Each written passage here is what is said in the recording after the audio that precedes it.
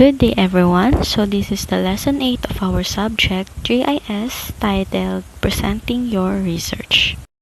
Presenting your research study to a panel of examiners is the final step or the last step in your research process. Ito daw po yung huling hakbang na natin sa lahat ng ginawa natin for our research. Binibigyan tayo dito ng opportunity na mas maipaintindi natin yung mga nakalap natin regarding sa ating topic at maipahayag natin ito ng mas maayos at formal sa ating mga tagapakinig.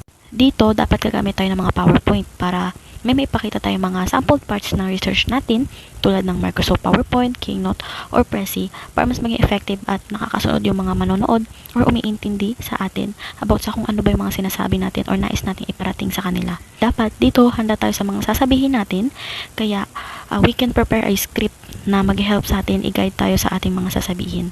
So, dapat tandaan din natin na dapat tayo ay maging presentable, linawin ang ating mga sasabihin or pagsasalita at maging confident tayo. Dahil dito, nire-reflect natin kung paano natin pinaghirapan yung gawa natin, confident na tama lahat ng nakalap natin, at makakapag-persuade din tayo ng iba na maniwala sa beliefs natin. Ngayon, dadako naman tayo kung ano ba yung mga kailangan na documents before tayo makapag-present ng ating research. Hindi po kasi tayo basta-basta makakapag-present ng ating research without process or approvals. Bakit nga ba kailangan ito? Siyempre, para hindi masyado magkaroon ng conflict during presentation and mas lalo tayong makakapagbigay ng ating evidences sa ating ipapresent na research na kumbaga approve lahat ng ating mga ginagawa or sasabihin. Yan. So, number 1 is the written research report. So, dito, ito yung copy ng research natin na na-revise and suggested pa lang ng ating advisor. No, kung natatandaan natin nung nag-research tayo, syempre nire-revise ng ating advisor at bibigyan ng suggestions, and after that, no, ibibigay yung copy na yun based sa dami ng panelists na mag-i-examine ng research natin sa mangyayaring defense. Kailangan kasi nila yon ng advance para ma-review na nila at mabigyan agad ng feedback tayo before mag-defense. Yan. Number 2 is the research approval sheet. Ang copy daw po nito ay naka-base sa template na bibigay ng inyong teacher.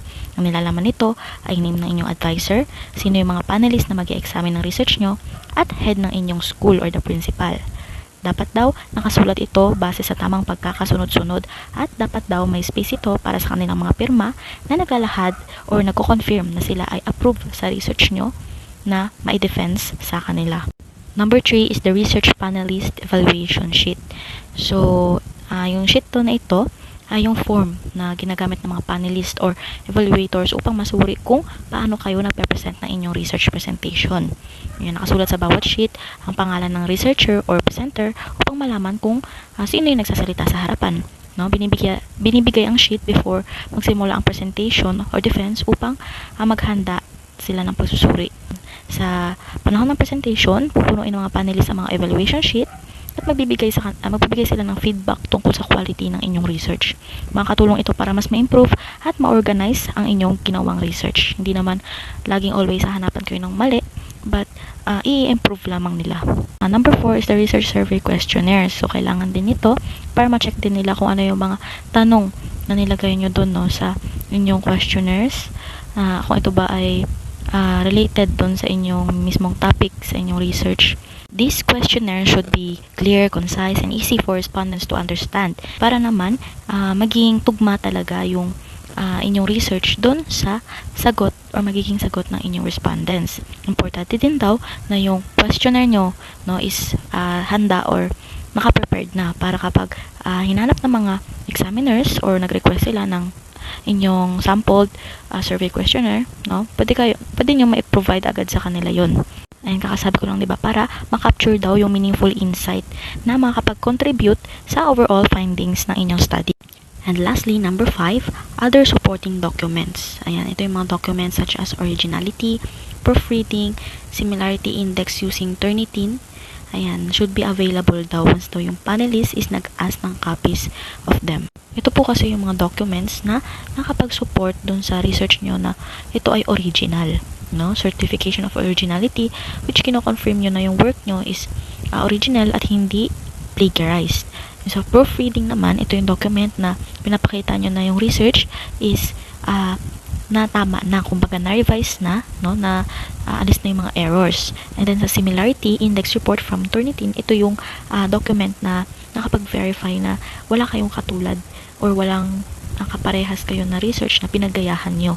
So, yung mga documents na to is kailangan nyo to i-prepare para ma-present nyo sa panelists na yung mga materials or yung inyong ginawa is original, accurate, at quality na mismong original na sa inyo talaga. Kayo lang mismo ang gumawa. These are the things to consider in designing your presentation. Number 1, make the design simple.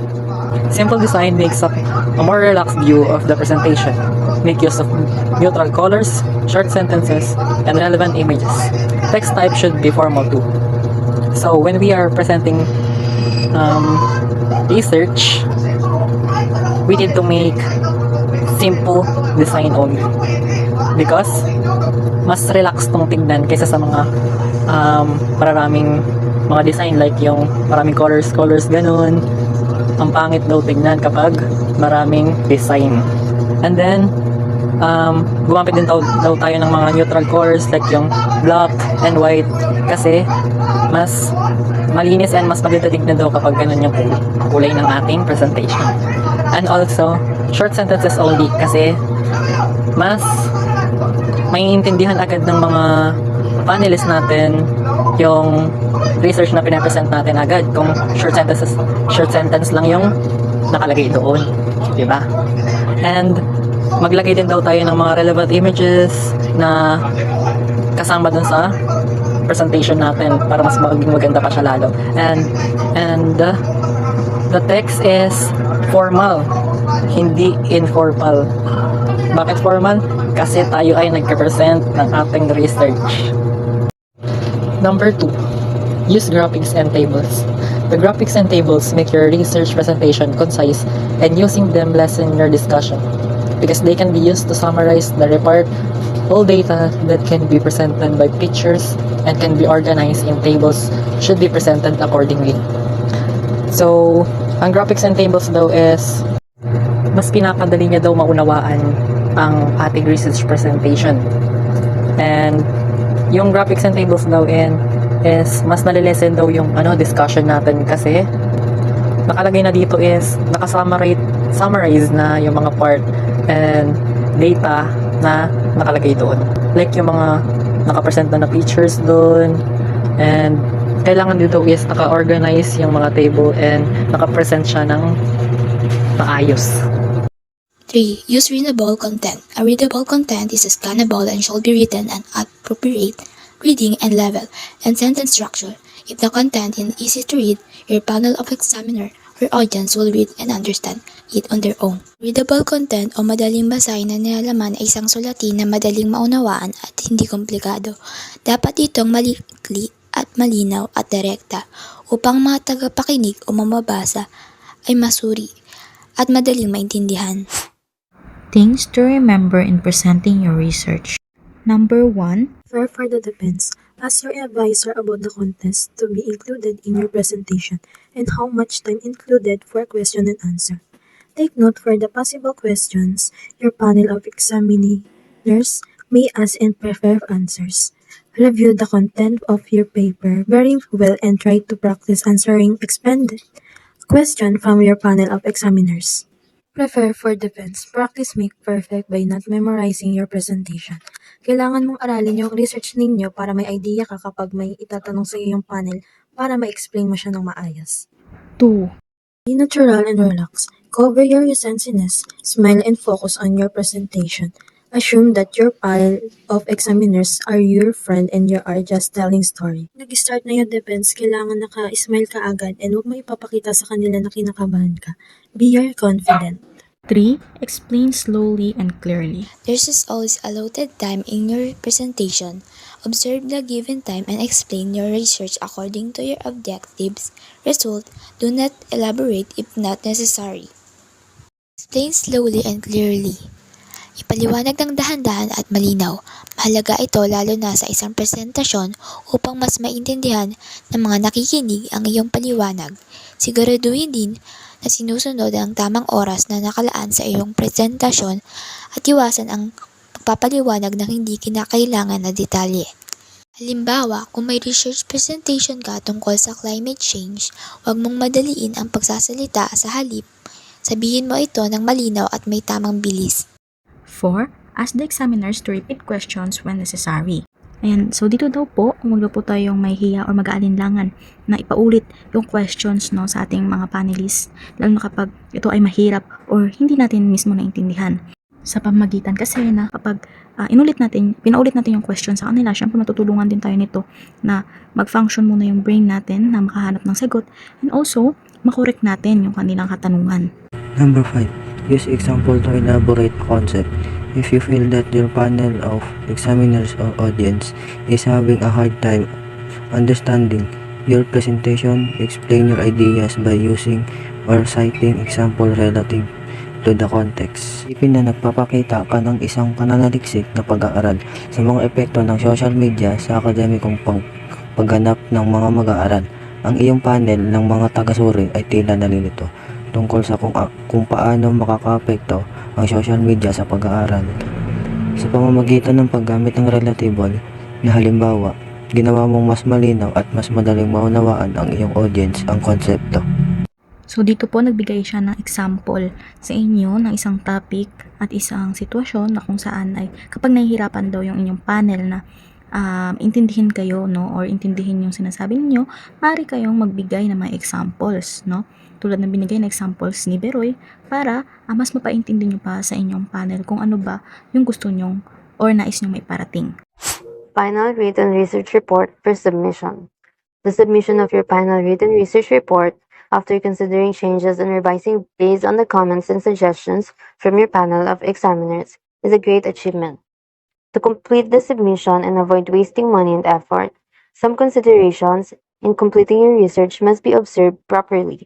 Also, your team must follow the guidelines and policies set by your school in printing and submitting the hard copy of your research.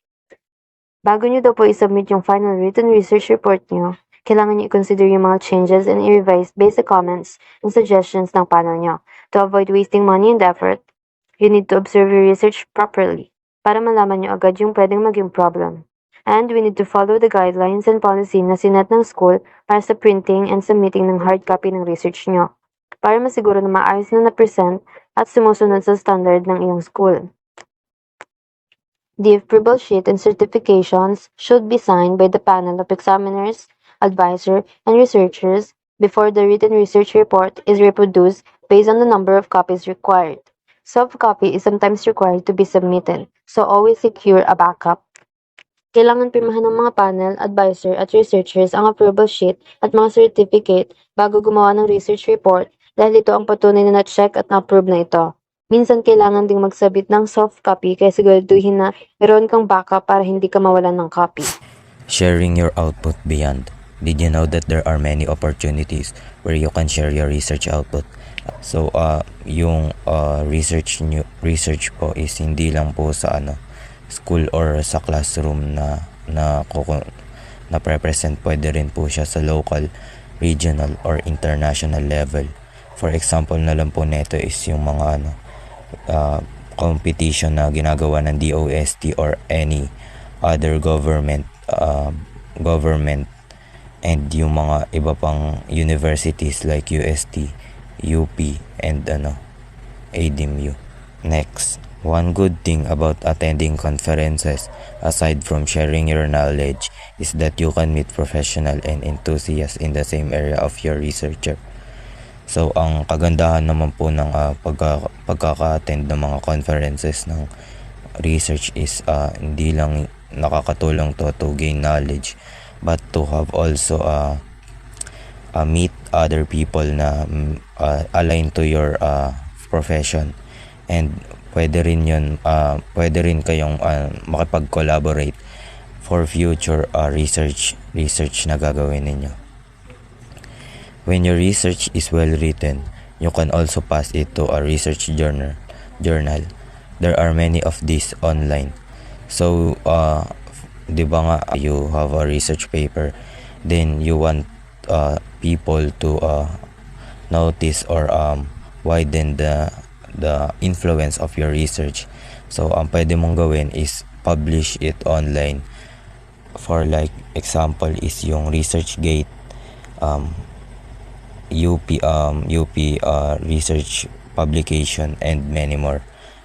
Ang kagandahan naman nito is to have a wider and larger group of audience to expose your research in a much larger group. So, ayun lamang po. Maraming salamat po sa pakikinig and we hope na may natutunan po kayo sa ating lesson 4.